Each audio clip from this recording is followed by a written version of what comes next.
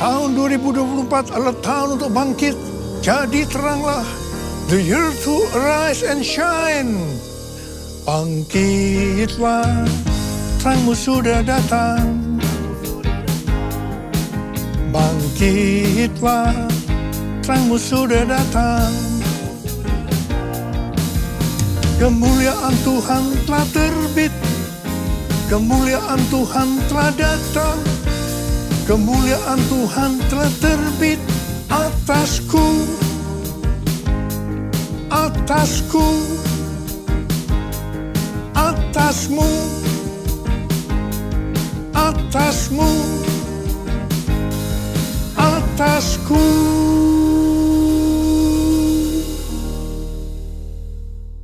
Menjadi terang itu artinya konsisten.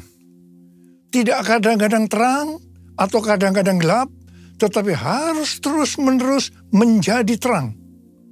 Karena itu seperti yang dituliskan dalam Imamat 6 ayat 12 dan 13, bahwa api di atas mezbah harus dijaga tetap menyala. Jangan sampai padam. Api yang dijaga supaya tidak padam adalah yang pertama, api Roh Kudus. Yang kedua, api kasih. Dan yang ketiga, api doa, pujian, dan penyembahan. Supaya api tidak sampai padam, maka harus memperhatikan hal-hal sebagai berikut. Yang pertama, senantiasa dalam kondisi penuh Roh Kudus. Yang kedua, harus dijaga dalam kondisi kasih yang semula. Dan yang ketiga, banyak sembahyang. Artinya, terus berada dalam hadirat Tuhan melalui doa, pujian, dan penyembahan. Dan taat terhadap perintah Tuhan. Hal yang kedua, menjadi terang artinya hidup berjaga-jaga. Seperti yang dituliskan dalam 1 Tesalonika 5 ayat 4-9. Bahwa kita adalah anak-anak terang dan anak-anak siang. Kita bukanlah orang-orang malam atau orang-orang kegelapan. Sebab itu baiklah kita jangan tidur seperti orang-orang lain, tetapi berjaga-jaga dan sadar. Berbaju sirahkan iman dan kasih, dan berketopongkan pengharapan keselamatan. Karena Allah tidak menetapkan kita untuk ditimpa murka, tetapi untuk beroleh keselamatan melalui Tuhan kita, Yesus Kristus. Haleluya! Yang ketiga, menjadi terang artinya menjadi murid Tuhan Yesus. Judul perikop Matius 7, 12 sampai dengan 14 adalah jalan yang benar. Tuhan Yesus memberitahu kepada kita bagaimana masuk jalan yang benar. Matius 7 ayat 13 dan 14 berkata, masuklah melalui pintu yang sempit, karena lebarlah pintu dan luaslah jalan yang menuju kepada kebinasaan, dan banyak orang yang masuk melaluinya. Betapa sempitnya pintu dan sesaknya jalan yang menuju kepada kehidupan. Hanya sedikit orang yang mendapatinya. Hal yang sama juga ditulis dalam Lukas 13 ayat 23 dan 24. Seseorang berkata kepadanya, Tuhan, sedikit sajakah orang yang diselamatkan? Jawab Yesus kepada orang-orang di situ, berjuanglah untuk masuk melalui pintu yang sempit itu. Sebab aku berkata kepadamu, banyak orang akan berusaha untuk masuk, tetapi tidak akan dapat. Berbeda dengan pendapat beberapa pengkhotbah yang berkata bahwa diselamatkan merupakan hal yang paling mudah di dunia ini. Justru Tuhan Yesus mengajarkan bahwa kita tidak dapat mengharapkan mayoritas orang mengikutinya pada jalan yang menuju hidup, yaitu jalan yang benar tadi. Tuhan Yesus berkata, hanya sedikit orang yang diselamatkan. Hanya sedikit orang yang diselamatkan. Yang diselamatkan hanya orang-orang yang masuk melalui pintu pertobatan sejati dan menyangkal diri untuk mengikut Yesus serta benar-benar berusaha untuk mentaati perintahnya dan sungguh-sungguh mencari kerajaan Allah dan kebenarannya, serta bertahan sampai akhir dalam iman, kesucian, dan kasih sejati. Tuhan Yesus berkata bahwa kita harus berjuang untuk masuk melalui pintu yang sempit itu. Artinya sesuai dengan Filipi 2 ayat 12 yang berkata, "Karena itu tetaplah kerjakan keselamatanmu dengan takut dan gentar." Di sini tidak berlaku apa yang banyak didengungkan, bahwa sekali selamat tetap selamat. Memang keselamatan itu kita dapatkan karena kasih karunia Tuhan, bukan karena perbuatan baik kita. Ini harus kita responi dengan iman. Dalam mengerjakan keselamatan itu harus dengan takut dan gentar, berusaha sungguh-sungguh. Sekali lagi, ini bukan dengan kekuatan kita, tetapi dengan kuasa Roh Kudus. Karena kita mau dengan sungguh-sungguh untuk berjalan di jalan yang benar tadi. Menjadi murid Tuhan Yesus adalah mereka yang berjuang untuk masuk melalui pintu yang sempit itu. Tugas utama kita sebagai orang percaya adalah menyelesaikan amanat agung yang menjadikan semua bangsa sebagai murid Tuhan Yesus. Hanya murid yang bisa memuridkan. Karena itu, kita harus menjadi murid Tuhan Yesus. Hanya murid yang masuk sorga. Sekali lagi saya mau katakan, hanya murid yang masuk sorga. Jesus, I believe in you. Jesus, I belong to you. You're the reason that I live. The reason that I sing. Jesus, I believe in you. Jesus, I belong to you. You're the reason that I live, the reason that I sing. With all I am, I will worship you. I will worship you. I will worship you, Jesus.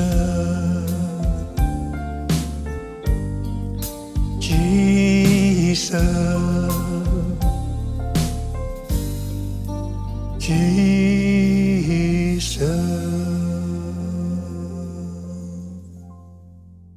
Menurut penelitian dari Barna Group pada tahun 2020 tentang anak-anak muda Kristen yang berusia 18 sampai dengan 35 tahun di Indonesia dan dunia, maka didapatkan data sebagai berikut. Yang pertama, bukan Kristen lagi. Di Indonesia 2%, dunia 21%. Yang kedua, Kristen tapi tidak ke gereja. Di Indonesia 15%, di dunia 37%. Yang ketiga, Kristen ke gereja minimal 1 kali setiap bulan, tetapi bukan murid. Di Indonesia 64%, dunia 30%. Yang keempat, Kristen, murid yang tangguh, yang memenuhi 4 kriteria sebagai berikut. Yang pertama, rutin ke gereja dan memiliki komunitas di luar ibadah. Yang kedua, percaya teguh pada otoritas Alkitab. Yang ketiga, komitmen kepada Yesus secara pribadi, mengakui kematian dan kebangkitannya. Dan yang keempat, rindu imannya berdampak pada perkataan dan perbuatan. Itu di Indonesia 20%. Dan di dunia hanya 13%. Kalau melihat data-data ini, maka sebenarnya ini menjelaskan perumpamaan Tuhan Yesus tentang seorang penabur. Jadi waktu penabur itu menabur benih yang berbicara tentang firman Tuhan, maka ada 4 hal yang terjadi. Yang pertama, benih jatuh di pinggir jalan, lalu datanglah burung dan memakannya sampai habis. Ini berbicara tentang seseorang yang mendengar firman Tuhan, tetapi tidak mengerti. Maka datanglah iblis dan merampas yang ditebarkan dalam hati orang itu. Jadi, yang tadinya orang Kristen lalu bukan orang Kristen lagi. Dia sudah tidak ke gereja lagi. Yang kedua, benih yang jatuh di tanah yang berbatu-batu, yang tidak banyak tanahnya. Benih itu tumbuh tetapi tidak berakar. Waktu matahari bersinar, maka tanaman itu layu dan menjadi kering. Ini berbicara tentang orang yang mendengar firman dan menerimanya dengan gembira, namun tidak berakar dan tahan sebentar saja. Apabila datang penindasan atau penganiayaan karena firman itu, orang itu pun segera murtad. Ini yang disebutkan Kristen, tapi tidak ke gereja lagi. Hati-hati, orang seperti ini bisa murtad. Yang ketiga, benih jatuh di tengah semak duri. Lalu makin besarlah semak itu dan menghimpitnya sampai mati. Ini berbicara tentang orang yang mendengar firman, lalu kekhawatiran dunia, tipu daya kekayaan, dan kenikmatan hidup menghimpit firman itu sehingga tidak berbuah. Orang seperti ini ada di gereja, tetapi bukan seorang murid. Benih yang jatuh di tanah yang subur, ini yang keempat. Artinya, orang yang mendengar firman dan mengerti, karena itu ia berbuah. Ada yang 100 kali lipat, 60 kali lipat, 30 kali lipat, dan mereka ini ada di gereja dan menjadi murid yang tangguh. Jadi, dari orang-orang yang pernah mendengar firman Tuhan dan masih ada di gereja, itu untuk data di Indonesia 64%. Bukan murid. Dan 20%-nya murid. Sedangkan data untuk dunia, 30%-nya bukan murid dan hanya 13%-nya murid. Data ini bukan hanya penting untuk diperhatikan, tetapi juga sesuatu yang genting. Di sini Tuhan Yesus mengingatkan yang menyebabkan seseorang tidak menjadi murid karena tidak berbuah. Mengapa? Yang pertama, karena kekhawatiran dunia. Yang kedua, tipu daya kekayaan. Yang ketiga, kenikmatan hidup. Semua ini adalah tipu daya si iblis. Sekali lagi saya mau katakan bahwa kita harus menjadi murid. Sebab hanya murid yang masuk surga. Saya mau katakan tidak mudah untuk menjadi murid Tuhan Yesus. Sekali lagi saya mau katakan tidak mudah untuk menjadi murid Tuhan Yesus.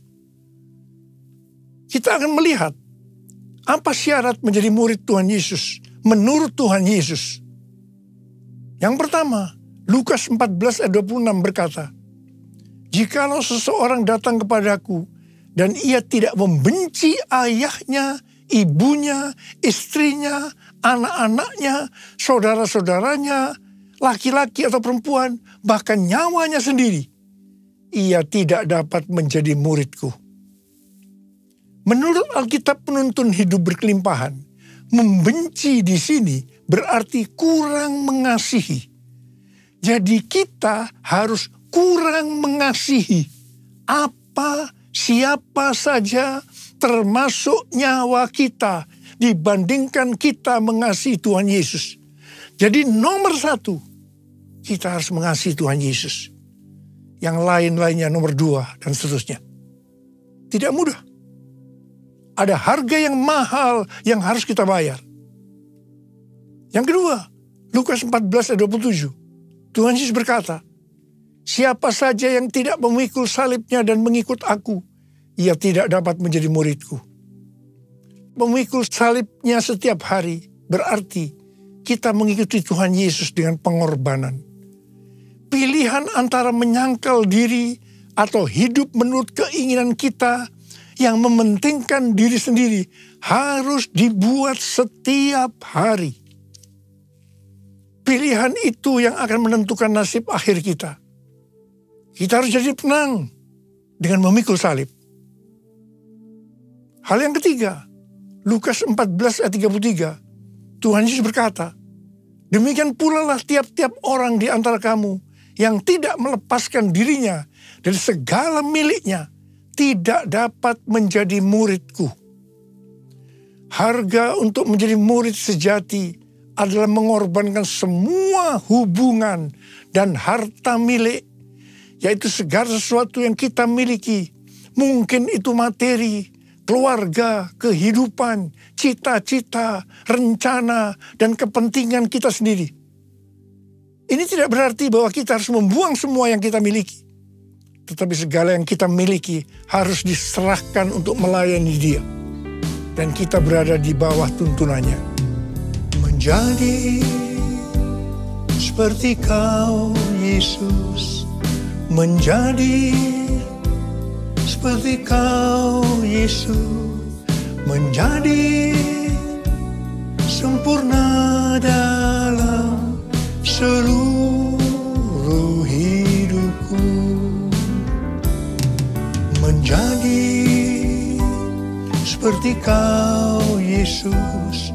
Menjadi seperti Kau, Yesus. Menjadi sempurna dalam seluruh hidupku. Dalam seluruh hidupku. Menjadi terang itu artinya kita harus menjadi terang dunia. Sesuai dengan Matius 5 ayat 14 sampai dengan 16. Maka kita adalah terang dunia. Hendaknya terang kita bercahaya di depan semua orang. Supaya mereka melihat perbuatan kita yang baik. Dan memuliakan Bapa kita yang di sorga. Kalau mau menjadi terang, maka kita harus hidup berintegritas. Apa yang kita perkatakan, itu juga yang kita lakukan. Bukan rahasia lagi bahwa cukup banyak pendeta yang takut untuk memberikan pelajaran tentang kebenaran memberi persembahan uang dalam kemurahan hati. Saya tidak tahu alasannya mengapa takut. Tetapi akibatnya, baik pendeta itu maupun jemaatnya gagal untuk menerima berkat yang terbaik yang Tuhan sediakan. Sudah lebih dari 13 tahun, Tuhan berbicara kepada kita tentang persembahan sulung. Dari Amsal 3 ayat 9 dan 10 yang berkata, muliakanlah Tuhan dengan hartamu, dan dengan hasil pertama dari segala penghasilanmu. Maka lumbung-lumbungmu akan diisi penuh sampai melimpah-limpah. Dan bejana pemerahanmu akan meluap dengan air buah anggurnya. Sesuai dengan referensi dari catatan Amsal 3 ayat 9 dan 10 dari The Apologetic Study Bible. Dan catatan Alkitab Penuntun Hidup Berkelimpahan dari Life Application Study Bible, yaitu versi Injili. Maka yang dimaksudkan dengan persembahan sulung adalah hasil pertama yang merupakan hasil terbaik secara kualitas maupun kuantitas. Hasil pertama dari penghasilan atau gaji kita, bukan sisa-sisa. Persembahan sulung untuk tahun 2024 adalah seluruh penghasilan yang didapatkan pada bulan Januari 2024 yang diberikan pada bulan Februari 2024. Dalam Markus 12 ayat 41 sampai dengan 44, Tuhan Yesus sendiri yang menyinggung tentang memberikan persembahan dari seluruh penghasilan seorang janda miskin. Pada suatu kali, Yesus duduk menghadapi peti persembahan dan memperhatikan bagaimana orang memasukkan uang ke dalam peti itu. Banyak orang kaya memasukkan dalam jumlah yang besar. Lalu datanglah seorang janda yang miskin dan ia memasukkan 2 uang tembaga, yaitu uang receh terkecil. Yesus memanggil murid-muridnya dan berkata kepada mereka, "Sesungguhnya aku berkata kepadamu, janda miskin ini memberi lebih banyak daripada semua orang yang memasukkan uang ke dalam peti persembahan. Sebab mereka semua memberi dari kelimpahannya. Tetapi janda ini memberi dari kekurangannya. Semua yang dimilikinya, yaitu seluruh nafkahnya." Di sini Tuhan Yesus tidak melihat besarnya jumlah persembahan, tetapi berapa persen dari penghasilannya yang dipersembahkan. Meskipun jumlah persembahan janda miskin ini relatif kecil dibandingkan orang kaya tadi, tetapi Tuhan Yesus berkata bahwa janda miskin ini memberikan lebih banyak dibandingkan semua orang kaya tadi. Mengapa? Karena persembahan yang diberikan janda miskin itu adalah seluruh nafkahnya, yaitu seluruh yang dia miliki. Persembahan sulung merupakan tolok ukur yang valid untuk menguji apakah kita memberi dalam kemurahan hati. Persembahan sulung diberikan dengan kerelaan hati dan ucapan syukur, bukan karena paksaan.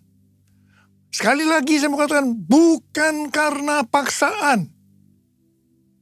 Amsal 11 ayat 24 dan 25 berkata, "Ada yang gemar memberi, tetapi bertambah kaya.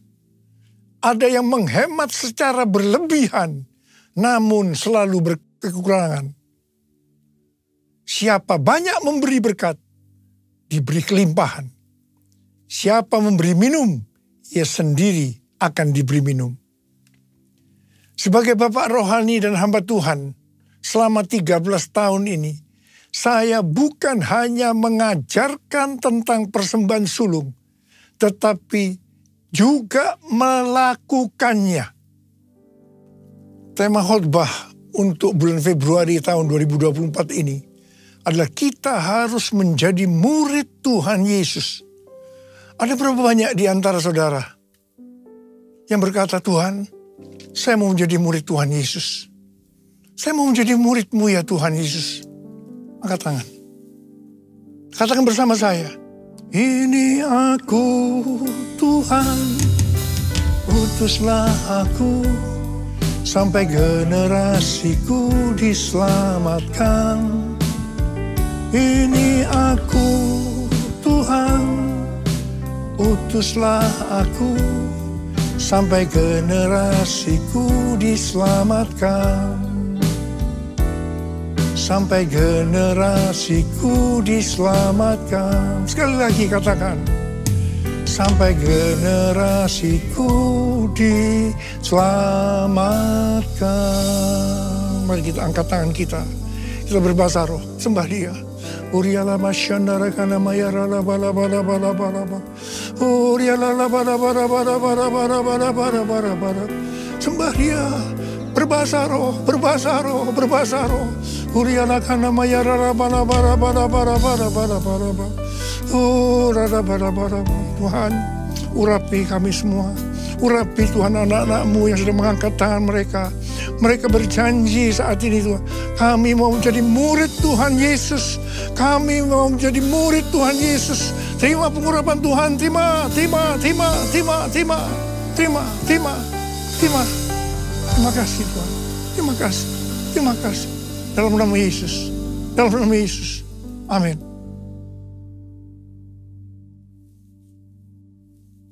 Kita akan masuk dalam perjamuan kudus. Kita akan mengingat ayat ini. Sebab setiap kali kamu makan roti ini dan minum cawan ini, kamu memberitakan kematian Tuhan sampai Ia datang. Perjamuan kudus adalah perjamuan Tuhan Yesus sendiri. Setiap kali kita masuk dalam perjamuan kudus, Tuhan selalu berkata kepada kita, biarlah ini menjadi peringatan akan aku. Karena itu mari arahkan hati kita kepada kebaikan Tuhan. Kita akan mengingat kebaikan Tuhan. Supaya kita lebih mengasihi Tuhan Yesus. Supaya kita lebih mengasihi satu dengan yang lain. Mari tundukkan kepala. Bapa, siapakah kami sebelum kami mengenal Engkau? Kami semua orang berdosa. Upah dosa adalah maut, mati. Tapi Engkau yang tidak berdosa telah dijadikan dosa oleh karena kami.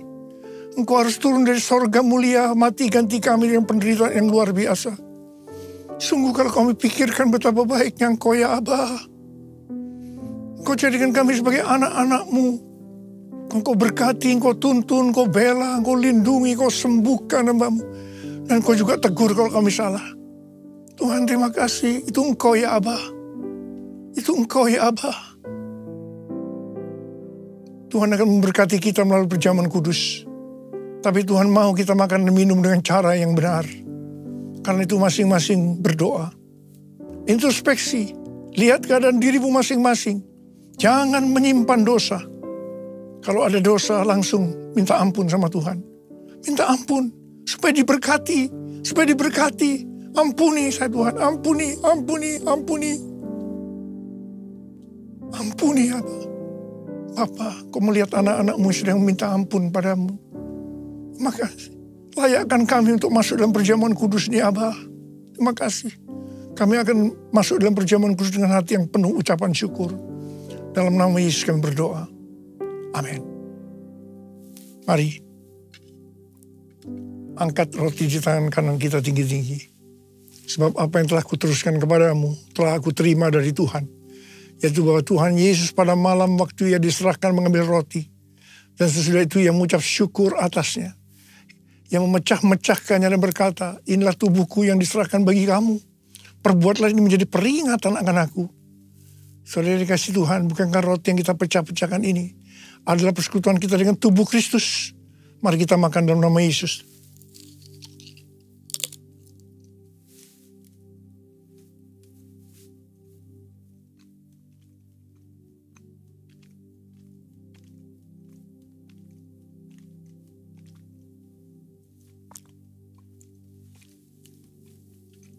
Angkat cawan di tangan kanan kita tinggi-tinggi.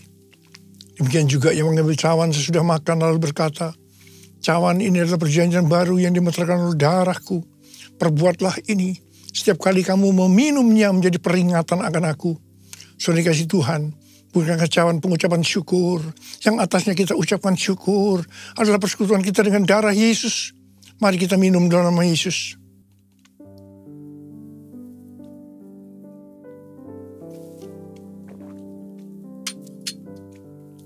Angkat tangan kita di hadapan Tuhan.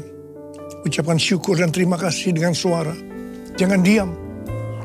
Tuhan terima kasih Tuhan. Kami bersyukur ya Tuhan. Kami bersyukur. Kami bersyukur ya Tuhan. Kami bersyukur ya Tuhan. Kau melihat anak-anakmu Tuhan yang sedang mengangkat tangan mereka. Bapa jamah kami, jamah anak-anakmu. Jamah anak-anakmu ya Tuhan. Saat ini kau sedang menyembuhkan yang sakit. Sedang membebaskan yang terikat. Sedang menghibur yang susah. Sedang menguatkan yang lemah. Sedang memberikan pengharapan-pengharapan yang baru. Bagi yang keadaan putus asa. Tuhan terima kasih. Terima kasih Tuhan. Terima Tuhan. Terima kesembuhan. Terima kesembuhan. Terima. Terima kasih Abah. Terima kasih. Terima kasih. Terima kasih Yesusku, terima kasih Yesusku. Puji syukur hanya bagi Tuhanku. Terima kasih Yesusku, terima kasih Yesusku. Puji syukur hanya bagi Tuhanku. Terima kasih Yesusku, terima kasih Yesusku. Puji syukur hanya bagi Tuhanku. Terima kasih Yesusku, terima kasih Yesusku. Puji syukur hanya bagi Tuhanku. Puji syukur hanya bagi Tuhanku. Puji syukur hanya bagi Tuhanku.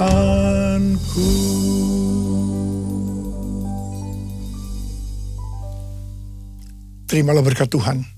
Kasih karunia berlimpah-limpah daripada Allah Bapa di dalam Anak yang tunggal Yesus Kristus. Persekutuan yang manis dengan Roh Kudus menyertai kita semua mulai hari ini. Sampai Tuhan Yesus datang menjemput kita di awan-awan dan bahkan sampai selama-lamanya. Yang percaya bersama-sama katakan, amin.